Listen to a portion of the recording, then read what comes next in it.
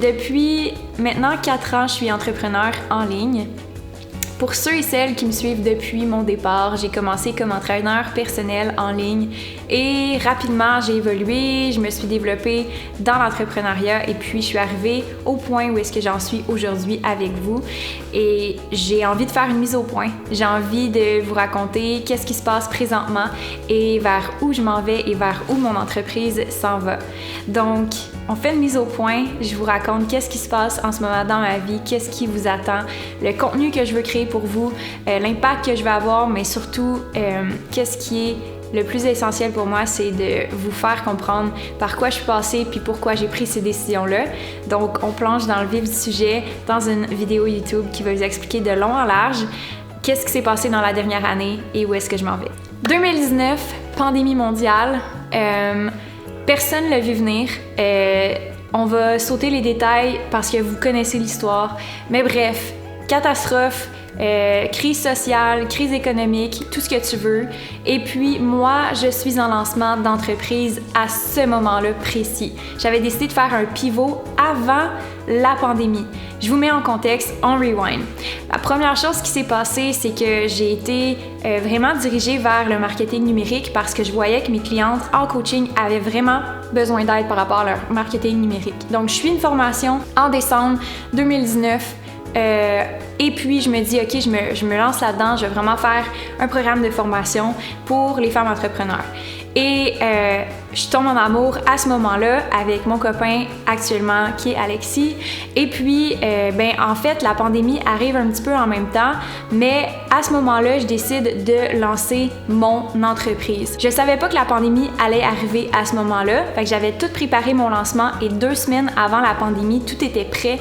Ma formation, le lancement, mes ambassadrices, le lancement était préparé vraiment et j'avais déjà une idée de qu'est-ce que je voulais faire pour la suite, mais j'avais absolument aucune idée que ça allait arriver, comme vous pouvez constater. Et le lancement était exactement la même semaine que l'annonce a été faite que les douanes fermaient au Canada. Ça a été une grosse annonce pour moi, ça a été un petit peu traumatisant parce que je me suis dit, puis si les gens n'ont pas l'argent pour acheter ma formation, ça se peut qu'il y ait des gens qui perdent leur emploi. Il y a des gens qui vont peut-être pas nécessairement être dans l'état d'esprit de commencer quelque chose de nouveau. J'étais vraiment déboussolée, puis en même temps, je me suis dit, OK, je vais me ressaisir, je vais me shaker, je vais avoir un coaching avec ma coach, puis on va juste figure things out, on va essayer de démêler des affaires. Et après mon coaching, après avoir pleuré, après avoir remis mon entièreté de vie en question, j'ai fait, OK, là, c'est le moment ou jamais de me positionner et de vraiment offrir le service. Il faut que je le dise de la bonne façon, il faut que je l'exprime de la bonne façon. Il y a plein de gens qui pourraient prendre cette opportunité-là pour pouvoir construire leur entreprise en ligne et miser sur une entreprise qui est à distance de la maison. Donc, j'ai décidé de poursuivre dans mes démarches de lancement et ça a super bien été. À ma grande surprise, on a fait un lancement extraordinaire. On a eu énormément de nouvelles clientes en peu de temps et puis on a réussi à vendre 35 000 en une seule semaine. Je vous mets en contexte, j'avais pas d'expérience, j'avais jamais fait un aussi gros lancement. J'avais absolument aucune idée comment j'allais pouvoir opérer une entreprise de cette envergure-là cette année. À l'heure où on se parle, j'avais aucune idée. Il y a 1 an et demi que j'étais capable d'opérer une entreprise de cette ampleur-là. J'étais complètement déboussolée. Et j'avais absolument aucune idée que c'était possible. J'avais cette vision-là, j'avais cette ambition-là, j'avais vraiment la confiance que ça pouvait fonctionner parce que je croyais beaucoup en mon service, je croyais beaucoup en ce que j'offrais, mais j'avais aucune idée à quel point.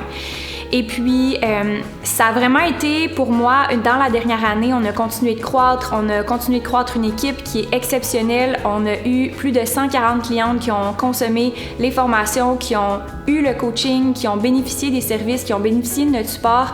Et pour moi, c'est la chose que je suis le plus reconnaissante, c'est les clientes qu'on a aidées, la différence qu'on a faite dans le virage numérique pendant le temps de la pandémie. non seulement on a aidé le virage numérique, mais on a aidé des femmes à gagner confiance à travers une période qui était extrêmement difficile pour elles sur le plan personnel, sur le plan financier, sur les changements que ça demandait. Ça a été pour moi aussi beaucoup de changements parce que j'ai déménagé à Montréal. J'étais une fille de campagne, j'étais une fille qui aimait la simplicité, qui aimait le calme, qui aimait la nature. Et là, je déménage en ville en pleine pandémie, en même temps que commencer une nouvelle relation, que de vivre avec mon copain que j'avais jamais vécu avec personne d'autre de toute ma vie. Je déménageais de chez mes parents en fait. Ça a été une année incroyable, mais vraiment intense en changement. On peut pas le cacher, vient avec plus de clientes, vient avec plus d'employés, vient avec plus de responsabilités. Donc, j'ai aussi évolué personnellement énormément dans la dernière année et demie. C'est vraiment quelque chose que j'avais envie de partager avec vous parce que ça explique beaucoup des changements que je prends en ce moment, le changement et la direction que je prends en ce moment. Et ça explique énormément de choses par rapport à où j'en suis et comment j'ai évolué aussi vite. Parce que je pense que j'ai été mise dans une situation comme on appelle un pressure point, où est-ce que des fois plein d'opportunités se présentent à toi en même temps et j'ai été capable de les saisir et d'en faire le maximum de ce que je pouvais avec les opportunités qui se sont présentées. Donc ça faisait vraiment du sens pour moi que j'évolue dans une autre direction pour pouvoir amener encore plus d'espace à des nouveaux talents dans l'entreprise, mais vous offrir un meilleur service à mes clientes en allant chercher des superstars, en développant des talents, puis en continuant de moi-même évoluer comme femme pour mon bien à moi personnellement, parce que je veux rester vraiment connectée avec qui je suis. Je veux continuer d'évoluer personnellement parce que ça fait partie de mon travail de vous aider à évoluer personnellement comme femme. Il y a plein de projets qui sont venus faire surface quand j'ai fait cet espace-là. Puis il y avait le projet YouTube, puis là j'ai eu plein d'idées pour le podcast, puis là j'ai eu plein d'idées pour les formations, j'ai eu plein d'idées pour le brand. Puis là tout s'est mis en place vraiment à ce moment-là quand j'ai décidé de faire de l'espace. Quand j'ai décidé de dire OK, là, Amélie, il faut absolument que tu crées plus d'espace parce que tu es restreinte dans ton rôle de coach, dans ton rôle de présidente, dans ton rôle de personne qui gère d'autres gens. Et ce poids-là, en ce moment, t'empêche et te ralentit de pouvoir te développer puis de vraiment prendre le rôle que tu dois prendre.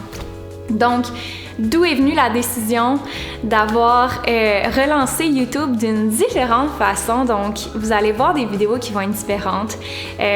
J'avais envie de m'amuser avec la créativité, j'avais envie de style, j'avais envie de quelque chose de beau, j'avais envie de quelque chose qui me permet de m'exprimer complètement, j'avais envie de quelque chose qui vous fait triper, j'avais envie de connecter avec vous différemment. Autre chose qui me tient vraiment à cœur, puis je change de sujet en ce moment, mais c'est le podcast. J'avais vraiment envie de vous en parler parce que ça va vous permettre de rester connecté avec moi dans mon cheminement entrepreneurial et vous aider à évoluer puis à vous motiver à travers votre parcours. Aussi, à nous suivre sur Instagram. Juste ici, on va mettre le lien vers le handle Instagram de MQ Consultation Incorporée. Et puis, il y a plein de belles surprises qui s'en viennent, mais j'avais tellement hâte de venir vous en parler.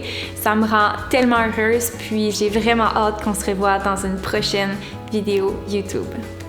Avant de vous parler du podcast, je veux juste que vous soyez certains de recevoir toutes les notifications pour me suivre tout au long de ce cheminement. Je vous ai parlé des séries, je vous ai parlé des vidéos qui s'en venaient. Pour ne rien manquer, like, commente et va t'abonner pour absolument rien manquer. J'ai vraiment hâte de te partager ce contenu-là. Ce que j'avais envie de vous offrir pour le podcast, c'est quelque chose de court, quelque chose de simple, quelque chose qui me permet de connecter avec vous sur une base hebdomadaire pour vous offrir du contenu qui vous permet d'évoluer tout au long de votre cheminement entrepreneurial.